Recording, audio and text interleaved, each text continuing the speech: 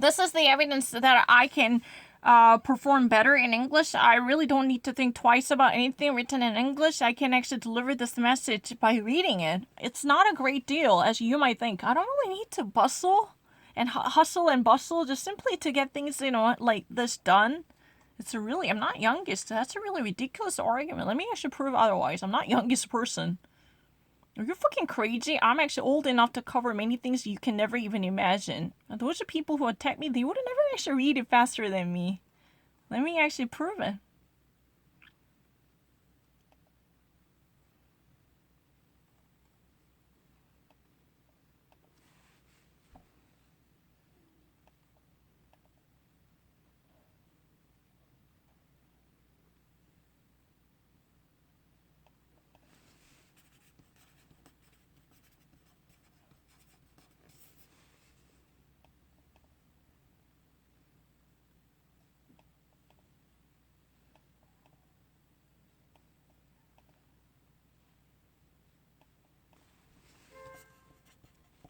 Fuck you. Shut up.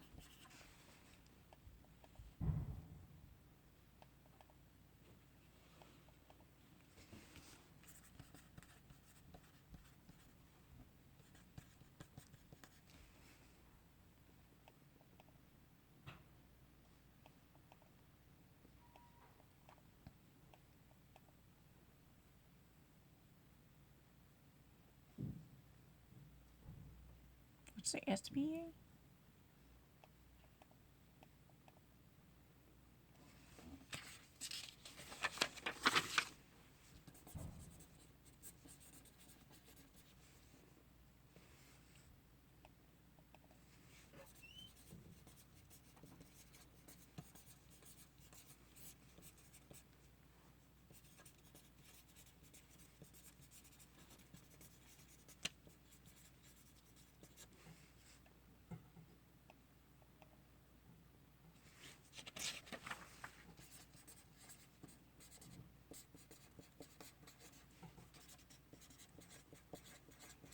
I don't really need to think twice about it. I read something faster and better than most of people. Let me actually demonstrate it. So, as mom and pop the owners really are actually hoping to see, great surge in the Saturday for small business. This is a small business retail day, which is called a small business Saturday. And they would have liked to see a great surge in their selling, but the problem is they've already actually witnessed such a dispiriting event because of already many projections out there suggesting that Black Friday would not going to be what it used to be because of the corona pandemic crisis and the people are going to shop online. That type of cumbersome challenges already darkened the forecast for many of us small retailers, bracing themselves for possible slowdown in this major turning point they wish they like to see. There is a massive effort coming from the local government to support the small businesses. If you are actually a resident from the tri-state, then you can actually reach out to them, either actually purchase products directly from the shops, but you can also visit their websites to buy their own products. This type of support local business efforts are constantly booming throughout the state. Even in New York City, Mayor Bill de Blasio boasts about the possible project designed for boosting the local economy. This would also amplify their efforts to turn this local economy around, in addition to the PPP and the economic injury disaster loans coming from the federal government. This is also the actual cooperation between the federal and the state government, because the economic disaster loans that would be temporarily given with the very low interest rates as a part of the COVID-19 management, because most of jobs are being cut off and the small businesses are closing down and they're going out of business. There is a very gloomy aspect concerning the local or small size business in the region because of the actual standstill progress taking place in the tourism sector. almost 1/3 of the 230,000 stores are going to go out of business or go belly up unless there is a mass pumped out stimulus. Already more than a 25 billion would be given out in the name of the PPP and economic injury disaster loans. The Paycheck Protection Act, the PPP. These type of hard works are being done to support the local community. So even actually Mayor Bill de Blasio encouraged the people to support local community shops. Shop your local community. This is the slogan. Asking people to use their money in support of a people nearby you. Sellers, retailers, owners who might actually have a tough time. They need to actually, have your attention.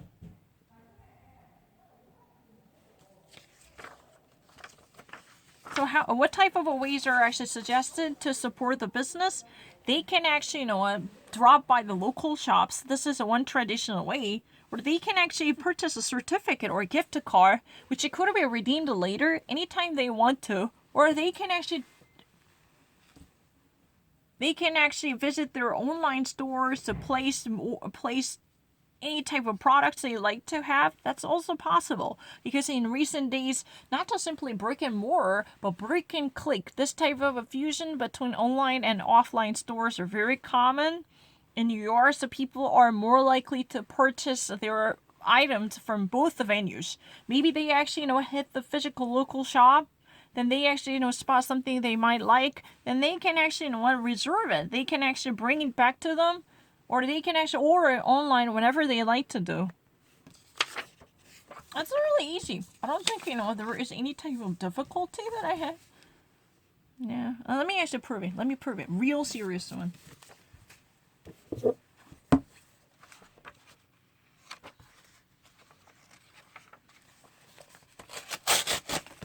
A really serious one.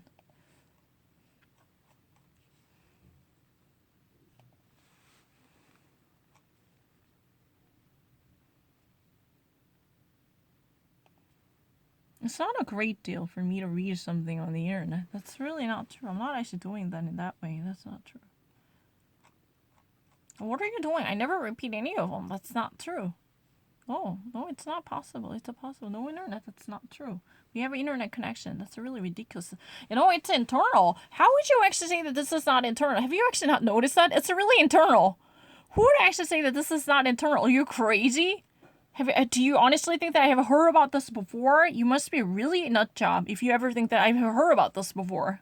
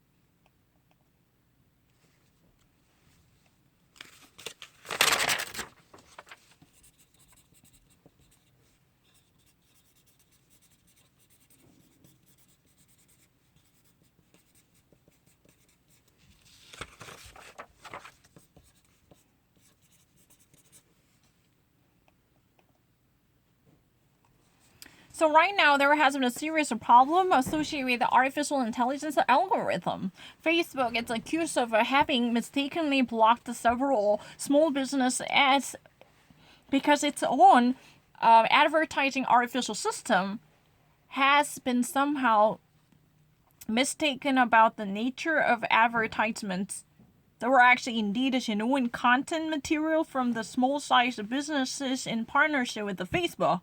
For many of the local businesses, Facebook is a pivotal, it's a lifeline to sustain their prosperity because they can never actually open up a platform to reach out to a variety and a multitude of customers. That's really the reason why they've been so relying on the powerful a business platform like social network Facebook.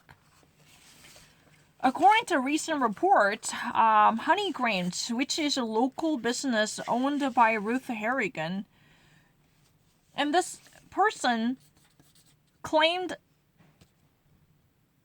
her business advertisement was blocked. It was actually recognized as a wrongful content material that would be immediately disempowered in the network because there was a certain misconception.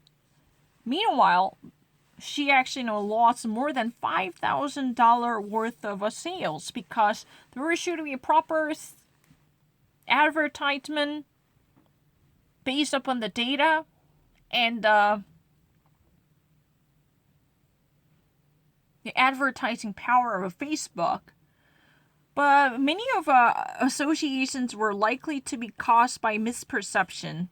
The Facebook's artificial intelligence somehow perceived it as a threatening or misinformation spreading troll. So it actually banned this for a while. Meanwhile, she actually already reported to have more than $5,000 loss. Because her business would involve selling beeswaxes or bee candles or honeybee in all different products, you name it. And even there is another person who's been involved with the Facebook, capitalizing on a Facebook's multi-faced reach-out power, Yaniv Gershon, who's been owning the 4AM digital filmmaking and recording production, complained that the company had to let go of more than 12 jobs because there was a miscommunication between Facebook advertisement branch and his business. So he could not actually properly run his advertisement. Then there had been a serious snag, bringing his business to a standstill. Because that was, not just a rupture, but it was a complete termination of the ongoing business activities for many. So they experienced significant losses. So Facebook authorities are now looking into the case because they had no idea. They claimed that their ignorance, saying that the actual department, technological department, will look into the case with a seriousness to minimize the possible losses that could ever be made from the partners who already signed up the contract with the Facebook. Facebook already promised a greater opportunity for small businesses because their consumer power and their network can offer a platform like no other, and eventually localized and a small size of business desperately wanted to make their debut in the war really actually like to ride the coattail on the Facebook. That's what they like to do. But this type of misinformation and miscommunication caused by whatever technical disruption truly took a toll on many of the powerless consumers who are actually, sellers. But this time they're actually on the other side of the game, on the other side of the equation. So there should be more of consumer rights protections for these small size sellers, relying on. It's really like a symbiotic relationship, relying on a Facebook as a business platform, but there could be a better leverage from this small Davids. Because if they ever want to tackle Facebook, this is really waging a fight like David versus Goliath. Each individualized sellers would have minimized the power unless they actually they get unionized to create a labor union or small sellers protection organization or federation. This is a really serious problem. This time, Facebook might actually say that, oh, this was an artificial intelligence mistake, or this was a misrecognition of our advertisement program. But who would make sure there will be no more damage severe enough to ruin the economy of a small business? Because it's really a life or a death question. If their advertisement would not be properly seen or their accounts are being blocked to suspend any financial transactions, then they should wrap up their business or they should go out of business. It would be a matter of time. If this type of suspension or termination would last 1 or 2 weeks, then the total loss would be powerful enough to get them out of business. There should be multiple approaches to minimize this liability simply taken by the small business owners by toughening up the legal measures, which might punish the abuse of power by social media. Hopefully. I don't really need to think. It's very